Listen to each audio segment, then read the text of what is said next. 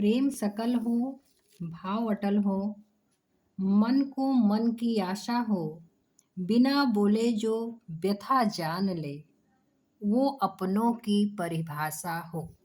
Hello student, आज मैं आपको फिर से एक बार हिंदी साहित्य के इतिहास से संबंधित भक्ति काल से कुछ महत्वपूर्ण प्रश्न उत्तर बताने वाली हूँ। परीक्षा आने वाली है, इसलिए फिर से इसको आप एक बार रिवीजन कर लीजिए। तो भक्ति काल से संबंधित आपको बार बार यही याद कराती हूँ कि हिंदी साहित्य के इतिहास को 4 भागों में बांटा गया है: आदिकाल, भक्ति काल, रीति काल और आधुनिक काल। तो आज मैं भक्ति काल से संबंधित, जिसका समय संवत 1375 से 1700 तक है, उसमें से कुछ महत्वपूर्ण प्रश्नों को लेकर आई हूँ जो आपको बताती हूँ। भक्ति काल, भक्ति काल जिसकी 2 धाराएं हैं। 2 धाराएं कौन सी? निर्गुण धारा एवं सगुण धारा। तो उस निर्गुण धारा में भी संत काव्य धारा और प्रेमाख्यानक काव्य धारा, कहने का मतलब है कि निर्गुण धारा को भी 2 भागों में बांटा गया है, जिसमें संत काव्य धारा और प्रेमाख्यानक काव्य धारा, और सगुण धारा में राम काव्य धारा एवं कृष्ण काव्य धारा। फिर आप दूसरा आइए, अब ये ध्यान दीजिएगा कि मैं एक एक को काव्य धारा को उठाऊंगी। जैसे पहले संत काव्य धारा, फिर प्रेमाख्यानक काव्य धारा, फिर राम काव्य धारा, फिर कृष्ण काव्य धारा। चारों के कवि, रचना, सब कुछ आपको क्रम से बताती चली जाऊंगी। तो पहले क्या है? संत काव्य धारा। तो प्रमुख संत कवि कौन से हैं? अगर प्रश्न पूछ लेता है कि प्रमुख संत कवि कौन से हैं, और रचनाएं भी पूछता है, जैसा भी हो, तो मैंने आपकी सुविधा के लिए दोनों एक साथ लिख दिया है। तो प्रमुख संत कवियों में कबीर का नाम आता है, जो आपके सिलेबस में है। इनकी रचना कौन सी है? बीजक। रैदास, उनकी रचना है रविदास की बानी। गुरु नानक, जपूजी, असादीवार, सोहिला। हरिदास निरंजनी, अष्टपदी, जोग ग्रंथ, हंस प्रबोध। मलुकदास, ज्ञान बोध, रतन खान, सुख सागर। सुंदरदास, ज्ञान समुद्र, सुंदर विलास। जरूरी नहीं है कि आप परीक्षा की ही दृष्टि से तैयारी करिए। इसमें से कुछ स्टूडेंट होंगे जो आगे जाके भाई सर्विस की तैयारी करेंगे, तो उसमें हिंदी का बहुत बड़ा योगदान रहता है। तो आपकी बेसिक जानकारी के लिए पढ़िए आप, जरूरी नहीं कि सिर्फ पास हो और सिलेबस में है तभी पढ़ें। फिर आपका अगला क्वेश्चन क्या होता है? कबीर के गुरु का नाम। तो कबीर के गुरु का नाम क्या था? रामानंद। 2.5 अक्षर प्रेम का पढ़े सो पंडित होए, ये लाइन किसकी है? 2.5 अक्षर प्रेम का पढ़े सो पंडित होए, कबीर की। संत काव्य में किस रस की प्रधानता है? पूछ सकता है कि संत काव्य में किस रस की प्रधानता है? तो शांत रस की। फिर अगला अब आएंगे प्रेमाख्यानक काव्य और उनकी रचनाएं। अभी आप थे संत काव्य धारा बताया था आपको, कहा ना कि क्रम से बताने वाली हूँ। तो फिर प्रेमाख्यानक कवि और उनकी रचनाएं। तो प्रेमाख्यानक कवि में सबसे ज़्यादा जो प्रसिद्ध हैं वो मलिक मोहम्मद जायसी, अपने पद्मावत की वजह से। तो मलिक मोहम्मद जायसी की रचना है पद्मावत, अखरावट और आखिरी कलाम। फिर असाइद, उनकी हंसावली। मुल्ला दाऊद की चंदायन। कुतुबन की मृगावती। कल्लोल, माधवानल, काम कंदला। प्रश्न पूछ सकता है कि आखिरी कलाम नामक पुस्तक जायसी ने किस शासक के शासन काल में लिखी थी? आखिरी कलाम नामक पुस्तक जायसी ने किस शासक के शासन काल में लिखी थी? तो वो बाबर के शासक काल में लिखी थी। प्रश्न आप ये लघु में भी लिख सकते हैं, अति लघु में, और ये तो यहाँ तक कि ये विस्तृत में, अगर आपको पॉइंट्स याद हो जाते हैं तो आप इसको विस्तृत में भी लिख सकते हैं कि प्रेमाख्यानक काव्य धारा की कुछ प्रमुख विशेषताएं क्या है। विशेषताओं में क्या है?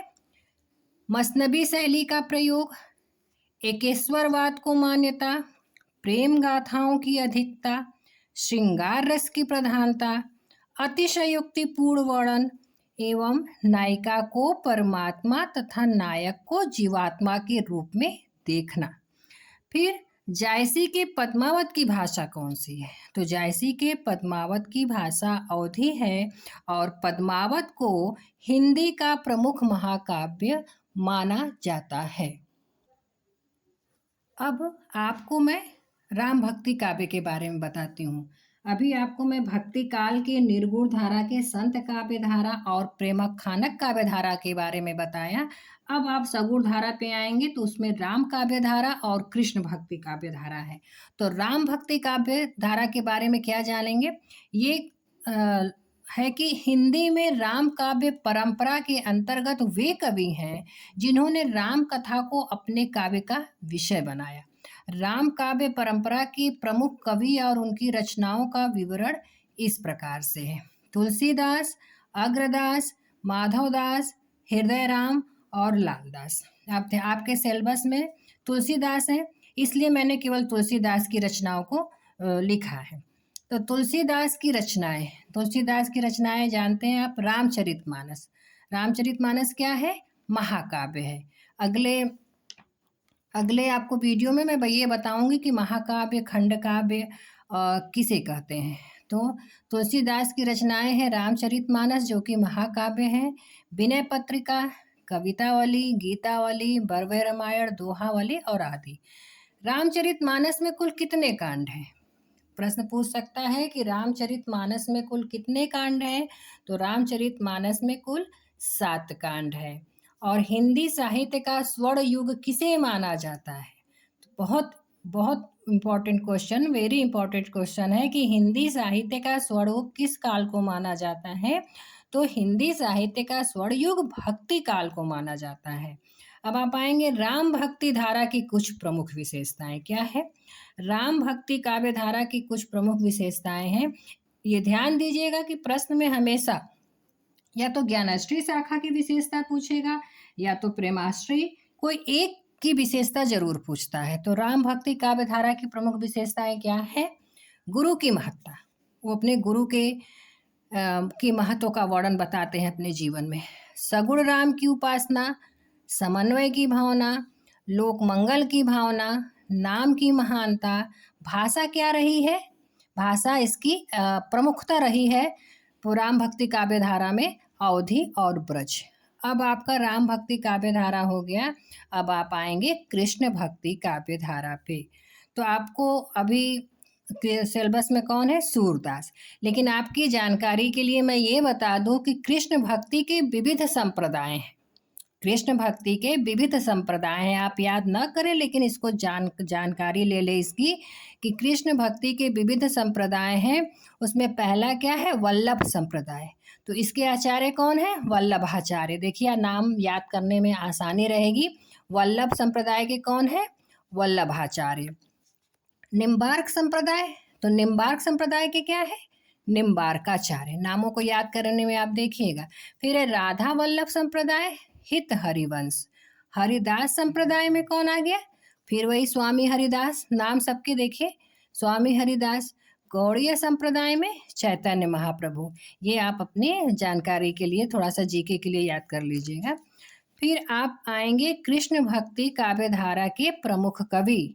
तो कृष्ण भक्ति काव्य धारा के प्रमुख कवियों में सूरदास आपके सिलेबस में है, लेकिन उसके साथ सूरदास, नंददास, सत्यनारायण, कवि रत्न, अयोध्या सिंह उपाध्याय, हरिओद, जगन्नाथ दास रत्नाकर और मीराबाई। कभी कभी प्रश्न पूछ दिया है कि अष्टछाप के कवियों के नाम बताइए।